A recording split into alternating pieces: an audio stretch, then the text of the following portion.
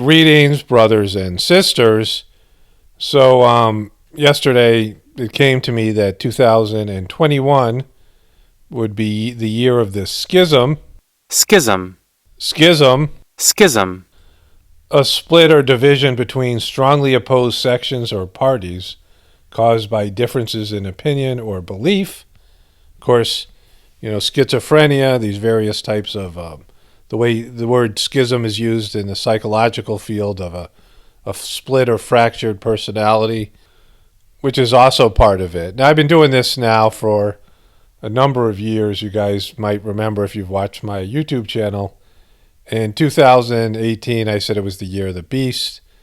And then 2019, the year of the ghoul. In 2020, the year of the broken. And so I was doing it, I think, as sort of a joke, like everything I do. I mean, people think I'm actually more serious than I am because a lot of my humor here is sort of dry humor. So I started it as a joke, like most things on this YouTube channel. But it's turned out to be very accurate, like disturbingly so. And so last year, I knew in 2019, I knew months in advance that 2020 was going to be the year of the broken. Like I could just, it was obvious. But I hadn't thought about 2021 until yesterday. And I was like, wow, I got to come up with something, right? I was literally like, I don't have anything. I don't know what it's going to be. Then my wife sent me this thing for The Economist, and I was doing this in a video.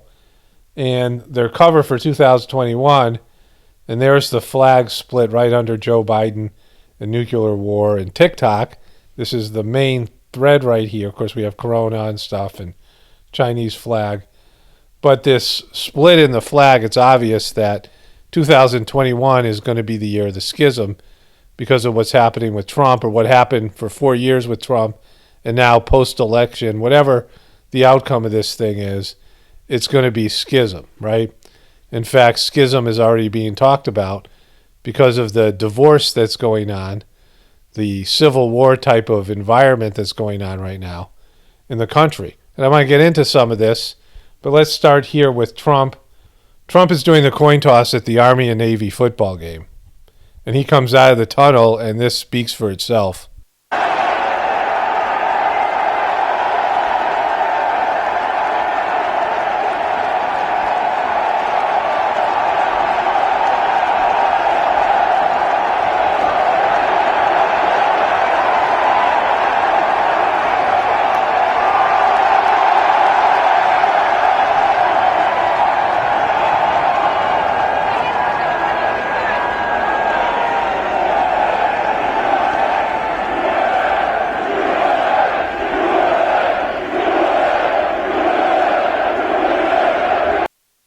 This isn't some BS, so we got to applaud for the president. This is enthusiasm.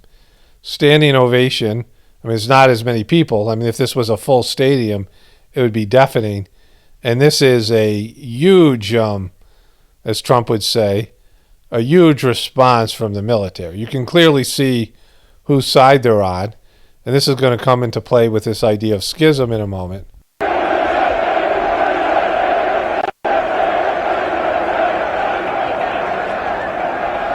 Acting Secretary of Defense, the Honorable Chris C. Miller. Secretary of the Army, the Honorable Brian D. McCarthy. Chairman of the Joint Chiefs of Staff, General Mark A. Milley. Chief of Staff of the Army, General James C. McConville. Sergeant Major of the Army, Michael Brinston. United States Military Academy Superintendent, Lieutenant General Darrell A. Williams. And United States Military Academy Command Sergeant Major Michael Coffey. From Navy sideline, Secretary of the Navy, the Honorable Kenneth Braithwaite. General David H. Berger. Chief of Naval Operations, Admiral Michael Mike Gilday. Advisors to the Chairman, Ramon Cici Colon Lopez. Sergeant Major of the Marine Corps, Troy E. Black. Master Chief Petty Officer of the Navy, Russell L. Smith. United So I want to see the contrast here when they finally introduced Trump. I mean, there's enthusiasm behind some of these military, these high-ranking military members, but clearly the love is for Trump here. States Naval Academy Superintendent, Vice Admiral Sean Buck. United States Naval Academy Command Master Chief Kareem Gold. And for today's coin toss, the 45th President of the United States, Donald J. Trump.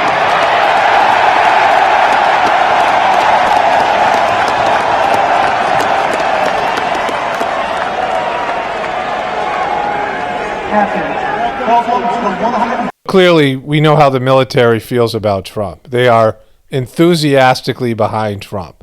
Trump is getting more support than we've seen any president in recent years. They absolutely love him in the military. And this is, you can't you can't fake this kind of enthusiasm. And so again, this is only a partial crowd. You see it's mostly empty, the stands, and there was a deafening roar for Trump. And this is something that is concerning the people in the media and the tech world and the establishment. So I'll come back to that in just a moment. Let's finish this up here. It is my honor to introduce the Commander-in-Chief and President of the United States of America, Donald Trump.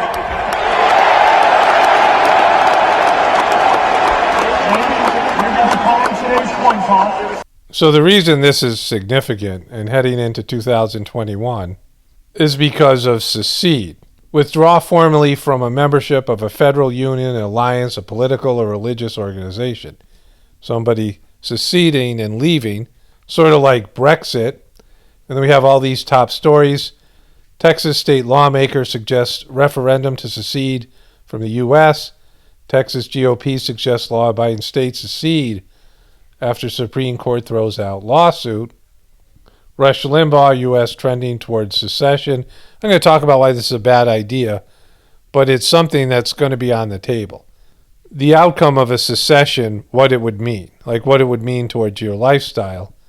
But this is something that they're pushing out there, and people on the left are, a little bit worried about this, the mainstream media. I don't know if the controllers want this. I don't know. Whenever there's division, you're ripe to be conquered, right? When there's this kind of division, it means the end of your country, your empire, your reign, or whatever it is, because all your energy is going into fighting with the other side of your country or your family or whatever it is, not your enemies. And so that's why they say divide and conquer. This is a bad divorce, and we know how bad divorces end. Will Texas and other states secede over Donald Trump? So much for the party of Lincoln. Head of Texas GOP calls for a state to secede from the Union. Chair of the Texas Republican Party, Alan West, it's this guy, and he is calling for the secession of Texas and other states from the Union. So I want to talk about why secession and or a military coup, where the military backed Trump and he became some sort of a dictator, which many people think would be a good idea without thinking it through and understanding what your life would be after that and what America would be after that, and or a secession. They're two different things. Secession is a legal matter where individual states or collective states secede from the Union, which was attempted before. We know how that ended up with the Civil War, a brutal war. So there would be the act of secession, which would involve conflict. And look at the way they're going about Brexit. And Brexit would be nowhere near as complicated. Brexit is something, the European Union is something relatively new, and all these countries retain their sovereignty. So for all of these states to secede, one or many of them, would be a nightmare. I don't think it's something that could be legitimately done. And it's so complex and so complicated. Think about all the Democrats that are in these states, and there's lots of Democrats, maybe 30% of the population who are living there. And then all the corporations, and how would you build walls between borders? It's just so complex. It'd be a nightmare, logistical nightmare, and financially it would cost so much money, right? It would just be, the economies, new countries, the two new Americas, whatever it would be called, would tank. I mean, America would just collapse financially. And then there would be all these repercussions in terms of people's lifestyle. I mean, it'd just be a total disaster and a nightmare. I don't think anybody was taking this seriously, but if people are thinking this would be a good idea, it wouldn't be. The more realistic option, which would be worse, much, much worse, would be Trump tries some military coup. You can clearly see the soldiers are pretty much 100% behind him for the most part. He has probably, 90% of the soldiers behind him, and maybe many of the generals, many of the people in the military establishment. So he could try some military coup, declare martial law, with so many of the QBs and ardent Trump supporters think is a necessity. They think this would be a great option, and it's really not. It's really stupid to think so. I mean, it's just think your way through this thing. You'd realize that the very moment that there's a military coup, America, as you now know it, would cease to exist. There would no longer be any constitutional law. It would be martial law. And militaries aren't equipped to run and govern a country. Militaries are for war and for fighting, conquering, maybe defending to some extent, but they are not trained to be peacekeepers. They're not trained to be the police. We saw that play out in Iraq when the Iraqi army stood down and the American army just came in, and then they had to be peacekeepers. Now they were battling thugs, right, ex-military that were doing insurgency and guerrilla warfare, which our army isn't really suited for. They're for battling other countries, not battling individual groups like small groups, small insurgency groups. And we know how that ended up with it was just a disaster over there. And we've seen this before in peacekeepers that have been put in places by the UN, and they haven't been trained to be peacekeepers, and they end up, brutalizing the citizens of the country because all they're trained to do is fight other armies. And so the other army would be the American people. You understand this? And so martial law with the military coming in, getting rid of posse comitatus and all these laws and big chunks of the Constitution. Posse comitatus is that the military isn't supposed to be used as police. There's all these aspects of the Constitution that have been eroded already. And with the onset of a military coup, it would destroy all of that, right? Life, as you know, it would end, and you'd be living in, with soldiers on the street. And you can look at other countries that have had these situations. I mean, you can say, all right, Gaddafi was a good leader and he was loved by the people and he had a bloodless coup, and the guy before him was horrible. But Gaddafi was president until they killed him. The same thing with Castro, and the government that was there beforehand in these countries disappeared.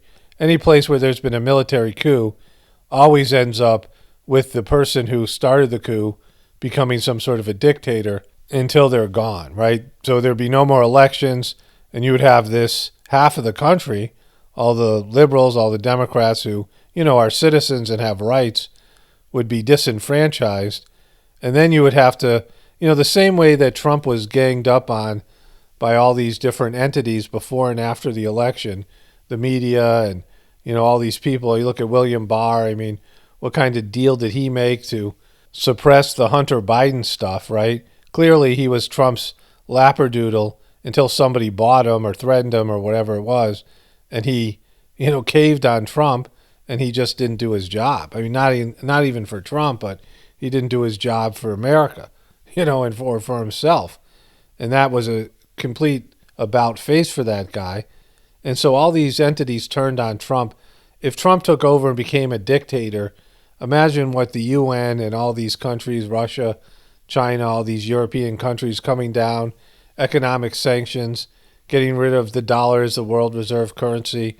I mean, there would be a definite worldwide repercussion for Trump taking over and getting rid of the democracy. I don't think that's going to happen, but I know a lot of people want that to happen and think that it has to happen or America's doomed otherwise. And that would totally doom America. Whatever might happen with Biden, and it probably won't be pretty or good, and we're probably going to go deeper into the abyss. I can't imagine any other scenario. And there's going to be more division and more everything else that's bad. Yeah, that's going to happen. I agree that's all going to happen. And so it's going to get worse with Biden. But once you have a military coup, you get rid of everything that America stands for. And there's no real reason for it. I know you guys think there is in terms of, many of you Trumpers, but Trump was against election reform during his past 4 years of being president, and Mitch McConnell and some of these other Republicans blocked election reform that the Democrats were pushing for. And so I've covered that in a long video. I'm not going to talk about it here again. And so, Trump did a lot of things to make this happen. All the things he did in terms of burning bridges, and he went too far to the right, and he pandered too much to his base, and, he freaked out a lot of people, and whatever else happened, whatever else is going on behind the scenes for them to oust Trump the way they are ousting him. There are not a lot of good options, but seceding or a military coup are the worst two options on the table. I mean, they're just not options at all. And, you get into this situation where people are going through a divorce and they hate their ex so much. I mean, this is what's happening here, where you have this really bitter divorce that's happening, this schism, right? The year of the schism. You have this divorce between the left and the right, the Democrats and the Republicans, and all these other demographics that hate each other so much. And they have so much animosity towards the other side. They just want to bring down the other person no matter what it costs themselves and the rest of the family. You have these really bitter divorces where two people go after each other and they hurt their kids, they destroy everything, right? It's not just the other person they get. I mean, they get consumed with anger and hatred and bitterness, and it destroys the family, it burns away all their resources, and it just puts everybody... I mean, you see these kids who grew up when there's a really bitter divorce and what happens to them psychologically, and they take years for them to, get their footing after the divorce happens. And so, the only way that you can come out of a bad divorce is if you figure out why you were with the person. If you figure out what brought you to the relationship, and I'm not talking just in terms of marriage, but it could be a business partner, any bad situation, or if you're in an abusive relationship, you got to find out what's inside of you that drew you to that person and circumstance. Because, you have people who get married 4 times and the spouse is exactly the same each of the 4 marriages. They're just different face, different hair color, whatever they are. They're a little bit younger, a little bit older. They have slightly different personalities. But the way they are is in essence, for example, let's say, it's 4 alcoholics or 4 abusers or 4 cheaters, right? Like whatever it might be, you get the same person over and over again. If you don't get a new person after the second and third marriage, well, shouldn't you realize that you're going to marry the same person a 4th or a 5th or a 6th time? Just different, a different person, but the same person. And so this is where, in the heartfulness system where there's cleaning, where people clean away, there's some scars, clean away their negativity, their hatred inside of them, their anger, or maybe their victimization, they're being a victim or whatever. Whatever's inside of them that's drawing them to this other side, drawing them to these types of personalities over and over again. I've talked about throwing out the hatred or anger or bitterness in your system. So until you figure out why you're in a bad relationship, why your soul chose this or God chose this for you or you chose this for yourself, I mean, all of the above, till you figure out, okay, I have to change this about myself, right? I have to change this inside of me, and so then I can be free from this relationship. It's not, wailing on the other person in some bitter divorce and being angry and all these things. You have to figure out what's going on inside of you that you can free yourself from these kind of dynamics and circumstances, and then you can be free of the relationship. It's not the legal aspect of divorce that makes the thing go away. It's that you change. That when you change, you throw out the reason you have people like that in your life, whatever it is. It doesn't have to be specifically about romantic relationships. Like I said, it can be business partners or whoever it is where you're getting like consistently bullied, for example, or you're getting, people that dominate you or whatever, tell you what to do or overpower you in these things. And so you have to figure out what's going on inside of you that's drawing you to these people and correct that. Change your character, change who you are on the inside, clear away the spiritual grossness, like the heartfulness system does, cleans away the samskara that creates these circumstances. Samskara means impression. And so until you, do that for yourself and realize that you have to change so that, your future can change, your material life will change when you change what's inside of you. And so all these people that hate the liberals so much, or the liberals that hate the conservatives so much, or people who hate Trump so much, or the people who hate Hillary or Joe Biden, I guess now, or Kamala, I mean, this is where you get consumed with negativity and you have to do something different. Like, you have to change. You have to change what you're about so you can move forward with this, move forward with your life. You can graduate. This is a situation where you have to graduate from what's going on. Trump needs to graduate, right? Like, he's, consistently having these adversarial type of situations and relationships, and he, keeps on doing the same thing. And so all these people are following him the same thing, right? And the left that hates Trump so much, and, they've been obsessed with Trump and the media and all the negative behaviors, the despicable behaviors that they've exhibited over the years, right? And over these past 4 years. So what I'm saying here is we all have made this mess. America has, we could have done things better and differently, but we haven't. And as long as there's going to be bitterness and animosity and conflict, a schism, which is, that's going to happen. I don't know how it's going to play out, but it's not going to play out well. And again, divide and conquer. While everyone's fighting amongst themselves, Americans are fighting with each other. The enemies are coming in, infiltrating, and taking over, seizing power. And you can have a coup of a different sort where enemy, foreign countries come in and run America and break it up and change your lifestyle and start making decisions for you because they've bought in all the politicians and they have all the money and the corporations. And then all of a sudden America is, been taken over, like I said, some sort of hostile takeover like you would do with a corporation. It looks like China's at least making a go. They're taking a shot at that. And so everyone has to realize, there's something more important here, and that's to grow in a way where you're not contributing to the negativity and the hatred and the resentment and all these negative conditions that are creating a disastrous future. I mean, that's, where we are right now. And so that's why I say only spirituality will save this world. It's Paul Romano. Definitely reporting from the Apocalypse and the Ascension. Everyone have a blessed day and be grateful.